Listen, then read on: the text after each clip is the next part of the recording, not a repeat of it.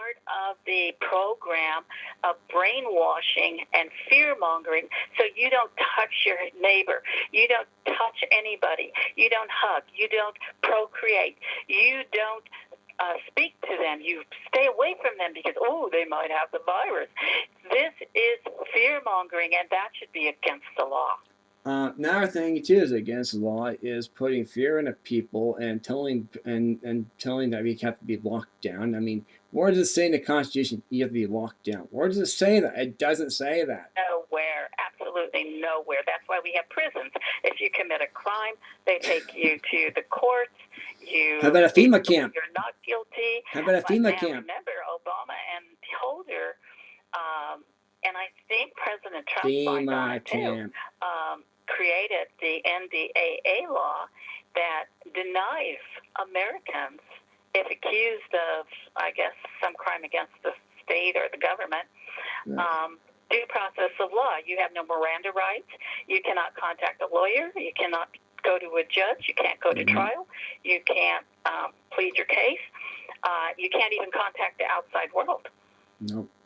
Isn't it something? How much more totalitarian can it be? Isn't it something?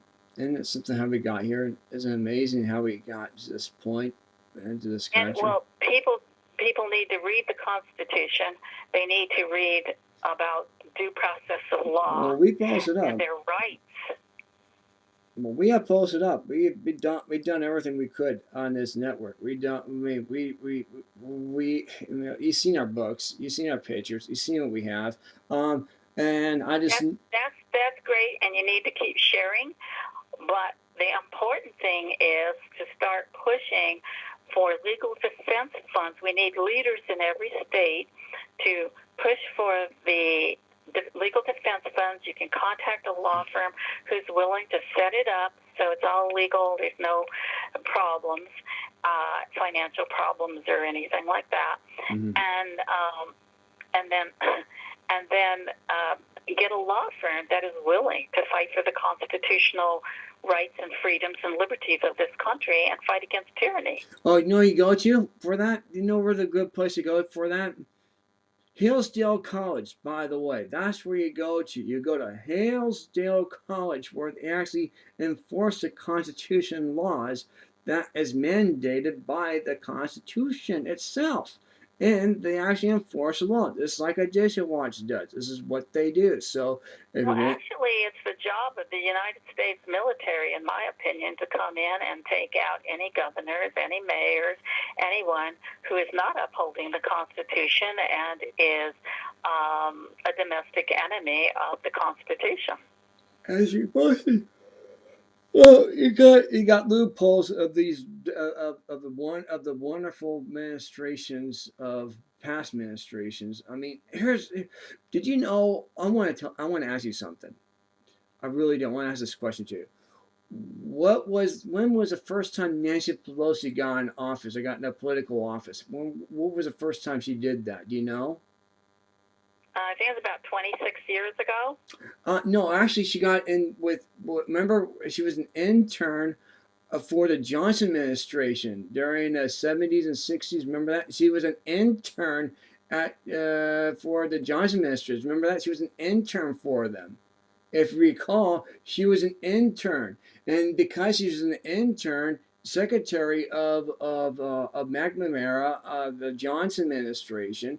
She got, after she was done working for the Johnson administration during the 1980s and the early from the 80s all the way 1991, she was building up her nest egg from the lobbyists as well as these donors from the Clinton campaign of the governorship of down in Arkansas, and she was able to build up a little nice little nest egg of money where the Clinton administration gave her money and helped her illegal campaign in 1992. This is how she came in office from 1992 all the way now until 2020.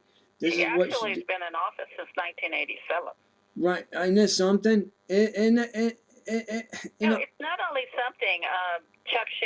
been there probably 30-some years. Yeah, he said 32 years. Yeah, and so this should never have happened, because I wrote to Your career as Senator politicians. and I asked her, to implement term limits. Yeah. And she said, "Oh, we can't do that." And she wrote back to me and said they can't do that, and they won't do that. And so, because in my mind, no one was intended to be a lifetime career Politician. elected person by the taxpayers. That's why they have elections. And so they have scooted around, and they created their little, because it creates a cabal, it creates an inner circle, and then they all get comfortable, and then they all are like, keeping their secrets on how they're going to become wealthy and stay in office, and then they start, using their power to become wealthy and make their families wealthy. So it extends out not only to them, but to their children and their spouses and so forth.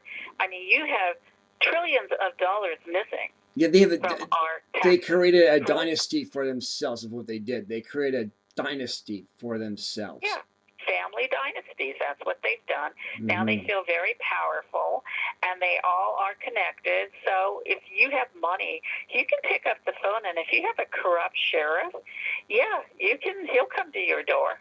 I mean, the system is corrupted. It's broken. It's corrupted. I've been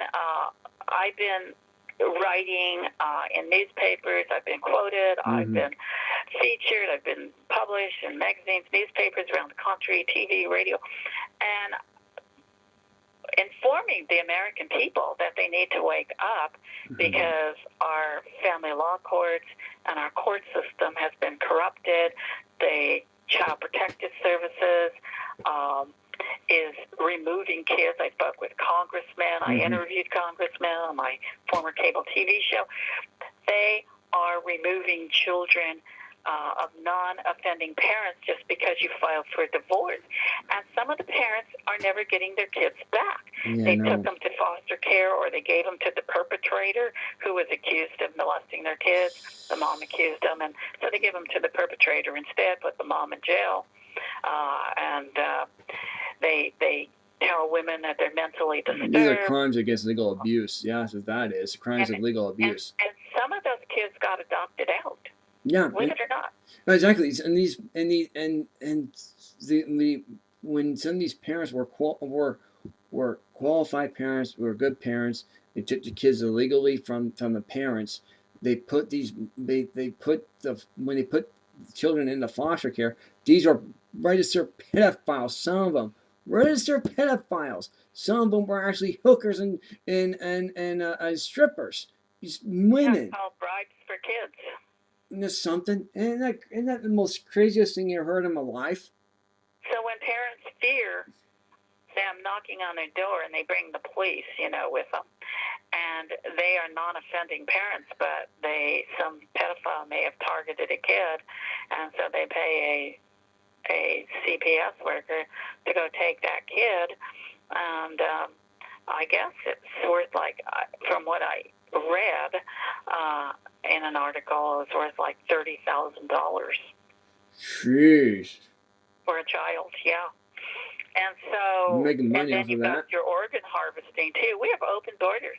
We have open borders, knowing that the cartels, the gangs, the jihadists are all involved in these crimes, and yet they're pouring through our borders. I mean, poor President Trump, he's getting the brunt of everything that's been created since Arkansas, actually, but really began to accelerate when Bill and Hillary Clinton got into the White House, and secretly held a ball for gays without public disclosure that cost the taxpayers like $30 million or something.